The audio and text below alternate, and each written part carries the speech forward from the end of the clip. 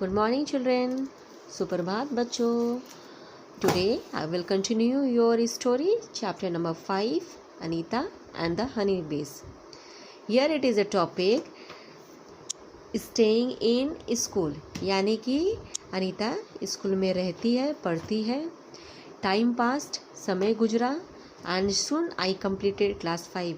और मैंने क्लास 5 की पढ़ाई पूरी कर ली. Who is telling this? ये कौन कह रही है? अनीता कह रही है. I knew that we would need to spend more in class 6. ये कह रही है कि मुझे अब क्लास 6 में ज़्यादा समय देना पड़ेगा. My parents said that it was my time for me to leave school. मेरे माता पिता ने मुझे कहा कि अब टाइम आ चुका है कि अब तुम्हें अपने विद्यालय को छोड़ना पड़ेगा. But I wanted to study more. लेकिन अनीता और पढ़ना चाहती थी. I found a way to do this. यानी कि अनीता ने एक रास्ता निकाला. I started to teach younger children. Anita ने एक रास्ता निकाला. वो अपने घर में अपने छोटे बच्चों को पढ़ाने लगी और जो उनके मोहल्ले के बच्चे थे उनको पढ़ाने लगी. From the money I got, उससे जो पैसे मिलते थे, I was able to continue my own studies. और उनसे जो पैसे आते थे उन पैसे से वो अपनी आगे की पढ़ाई करने शुरू कर दी. ठीक है, वो बच्चों को पढ़ाने लगी, पैसे कमाने लगी और उस पैसे से अपनी पढ़ाई पूरी करने लगी. वन स्वीट मेमोरी, यानी कि अनीता अपनी एक मीठी यादें को शेयर कर रही है. आप सुनेंगे ध्यान से. I remember some older boys in my village also used to teach young children. मैं उन दिनों की बात को याद कर रही हूँ जब मेरे गांव में भी लड़के थे जो क्या कहते हैं, छोटे बच्चों को या जो छोटे बच्चों को पढ़ाया करते थे. They did not like it when I started teaching. यानी कि उन लड़कों को पसंद नहीं आया कि मैं भी पढ़ाना शुरू कर दी, मैं भी ट्यूशन पढ़ाना शुरू कर दी, कोचिंग पढ़ाना शुरू कर दी. They started to scold and scare the children. वो लड़के जो ट्यूशन पढ़ाते थे उन्होंने बच्चों को डराना धमकाना शुरू कर दिया. And so that they would not come to me, ताकि वो अनीता के पास पढ़ने के लिए ना जाएं. For some time, यानी कि कुछ समय के लिए. All the children except 2, यानी कि कुछ समय के लिए 2 बच्चे के अलावा. Stop coming to me, यानी कि और बच्चे आना बंद कर दिए. But soon they all came back because I used to teach them with the love and care. लेकिन फिर वो आना शुरू कर दिए, फिर बच्चे अनीता के पास पढ़ने आना शुरू कर दिए क्योंकि मैं उन्हें प्यार से पढ़ाती थी, उनका अच्छे से देखभाल करती थी, उनके कमजोरियों को मैं दूर करती थी, उनके कन्फ्यूजन्स को मैं दूर करती थी. अनीता अपने मीठी यादें शेयर कर रही है. Okay, here is a question. चलो देखते हैं बच्चों कौन से क्वेश्चन है. Do you know someone who wanted to study but could not do so, talk about them in the class. यानी कि आपसे क्या कहा जा रहा है, आपसे पूछा जा रहा है कि आप किसी को जानते हैं जो पढ़ना चाहते हैं लेकिन वो पढ़ नहीं पा रहे हैं. हो सकते हैं ये अभी आपके जो घर के आसपास या कोई गरीब बच्चे होंगे जो पढ़ना चाहते हैं उनके लिए, पर उनके पास पैसे नहीं हैं या उनके गार्जियन इतने एजुकेटेड नहीं हैं कि अपने बच्चों को पढ़ने के लिए भेजें. They do not want to spend money, यानी उन पे पैसे खर्च नहीं करना चाहते हैं या उनका ट्रेडिशन ही चलते आ रहा है कि वो चाहे खेती बाड़ी ही करेंगे या लेबर वर्क ही करेंगे या क्या कहते हैं दुकान ही चलाएंगे. All this things. तो आपके हो सकता है कि आपके आसपास जो गरीब बच्चे होंगे उनको आपने देखा होगा. Okay, I am moving to the next page.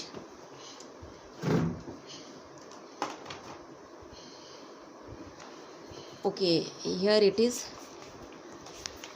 Second question. Every child has right to free education up to class 8. Do you think that all children are able to study up to class 8? Discuss. यानी कि question में क्या कहा जा रहा है, आप question को समझने की कोशिश करेंगे. क्वेश्चन में कहा जा रहा है कि हर एक बच्चों का अधिकार है कि वो क्लास 8 तक आप फ्री एजुकेशन उनको मिलेगा. उनके लिए कोई पैसे उन्हें नहीं भरने पड़ेंगे, कोई फीस नहीं भरने पड़ेंगे. तो क्या सारे बच्चे इस फ्रीडम का फ़ायदा उठा पाते हैं, इस फैसिलिटीज़ का फ़ायदा उठा पाते हैं? तो वो कुछ बहुत मैक्सिमम बच्चे अभी उठा पाते हैं इस फैसिलिटीज़ का, इस गवर्नमेंट एक्ट का फ़ायदा उठा पाते हैं. लेकिन कुछ फैमिलीज़ अभी भी हैं जो मिनी माइंडेड हैं, यानी कि वो लड़कियों को स्कूल नहीं भेजना चाहते हैं पढ़ने के लिए, उनके बच्चे नहीं पढ़ पाते हैं. कोई सोचते हैं क्या कि मेरे बच्चे स्कूल पढ़ने नहीं जाएंगे, वो घर का ही काम करेंगे या खेती बाड़ी ही करेंगे। तो ये इन टाइप के पेरेंट्स जो रहते हैं उनके बच्चे नहीं जा पाते हैं, उन्हें ये इस एक्ट का, उन्हें इस फैसिलिटीज़ का फ़ायदा नहीं हो पाता है। Okay, here it is important point, do you know, यानी कि क्या कहा जा रहा है, क्या आप जानते हैं, क्या most important thing, what is RTE act 2009, यानी कि RTE एक्ट 2009 क्या है।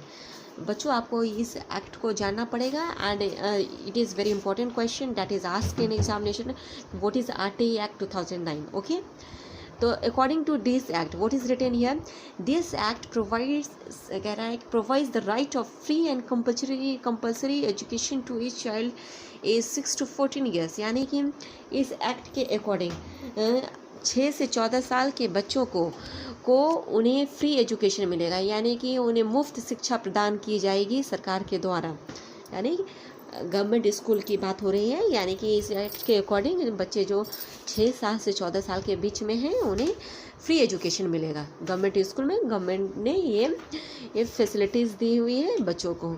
Okay, Slowly I started talking to the other parents in the village about sending their daughters to school। यानी कि अनीता ने अब काम करना, अपने इंस्पिरेशन का काम करना शुरू कर दिया। अनीता ने अपने आसपास के जितने भी घर थे उनके पेरेंट्स थे, उन्हें कन्विंस करना शुरू कर दिया कि आप भी अपने बच्चों को स्कूल पढ़ने के लिए भेजें। आप भी जिस तरह मैंने पढ़ा, मैं अभी बच्चों को पढ़ा रही हूँ, आप भी आप अपने बच्चों को स्कूल भेजें, वो भी लिटरेट होंगे। My parents also started helping me in my work, यानी कि इस काम में, इंस्पिरेशनल वर्क में अनीता के माता पिता भी सहयोग देना शुरू कर दिए। अनीता के माता पिता भी अदर पेरेंट्स को इंस्पायर करने लगे क्या कि आप भी अपने बच्चों को स्कूल पढ़ने के लिए भेजें। My mother use to do all the house work so that I could get more time to study, यानी कि अनीता कह रही है कि मेरी माँ जितने भी घर के काम थे, घरेलू काम थे, घर के सारे काम मेरी माँ करती थी और मैं सिर्फ पढ़ा करती थी। Okay, one secret is written, listen, look here, what is written, I learned how to ride a motorcycle, यानी कि अनीता ने मोटरसाइकिल चलाना शुरू किया, उसने सीखा मोटरसाइकिल चलाने के लिए। I did not tell anyone, मैंने किसी को बोला नहीं। I fell down and got hurt many times, मैं बहुत बार गिरी। ओके, मुझे बहुत बार चोट लगे, बट आई वॉज हैप्पी, लेकिन मैं खुश थी कि मैं मोटरसाइकिल चलाना सीख गई। ओके बच्चों, आप भी ये काम कर सकते हैं, आप भी मोटरसाइकिल चलाना सीख सकते हैं, या आपको कुछ भी नए काम करने का शौक़ है तो आप उसको प्रैक्टिस करें, आप सीख सकते हैं। ठीक है, because practice makes a man perfect.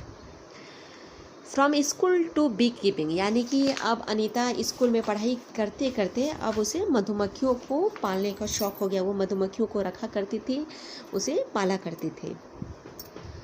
There are many लीची ट्रीज इन आर एरिया, यानी कि मेरे एरिया में, यानी कि जिस एरिया में रहती थी अनीता, उस एरिया में बहुत सारे लीची के पेड़ थे।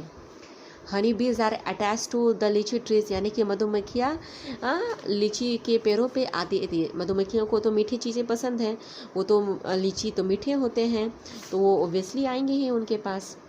Many people do beekeeping and collect honey, यानी कि बहुत सारे लोग मधुमक्खियों को पालते थे और उसके बाद उनके हनी को, उनके यानी कि मधु को वो लोग जमा करके रखते थे। I thought that I could also do this, मैंने और लोगों को ऐसा करते देखा तो मुझे लगा मैं भी ये कर सकती हूँ। I joined a course run by the government to learn about this, मैंने एक कोर्स ज्वाइन किया जो गवर्नमेंट ने चलाया था, सरकार ने एक कोर्स चलाया था। कौन सा कोर्स चलाया था? हाउ टू कीप बीज, यानी कि बी कीपिंग का जो कोर्स गवर्नमेंट ने चलाया था, उस कोर्स को अनीता ज्वाइन करना चाहती थी।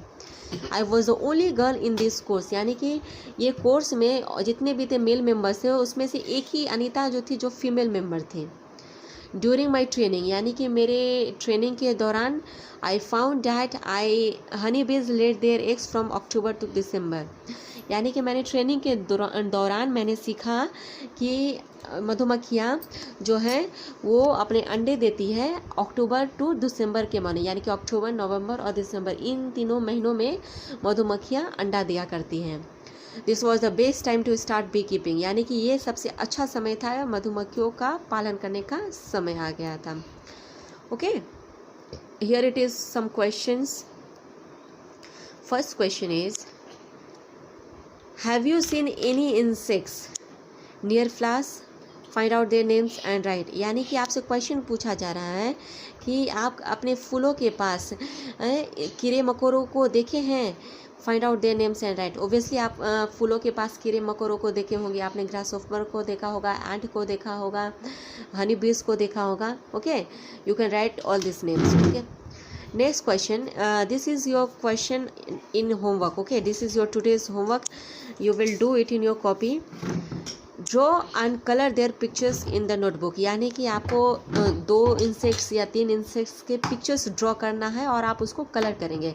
ये आपके लिए होमवर्क रहा आज का. एंड जो मैंने होमवर्क अभी तक दिया है आपको, आप उन होमवर्क को सीरियसली कॉपी में कवर करते जाएंगे. Otherwise it is burden for you, it will become burden. Okay, आपके लिए वो बोझ बन जाएगा. ठीक है, तो आज का होमवर्क आपके लिए रहा कि आप हनी बी इंसेक्ट्स में आपको हनी बीज भी आ सकता है. ओके, एंड भी आ सकता है. ओके, ग्रास हॉपर भी आ सकता है. तो आप इन सब की पिक्चर्स ड्रॉ करेंगे और उनको कलर करेंगे. Okay, I will continue this story in later. In the next video I will try to complete this story and do the rest questions what is remaining in this chapter. Okay बच्चों, तब तक आप लोग मेरे remaining pages को पढ़ेंगे. Okay, read the remaining pages, stay safely at home, sanitize your hands properly and your face properly. Okay, till then take rest and enjoy your holiday. But do your study. लेकिन आप पढ़ाई जरूर करेंगे बच्चों. Good bye.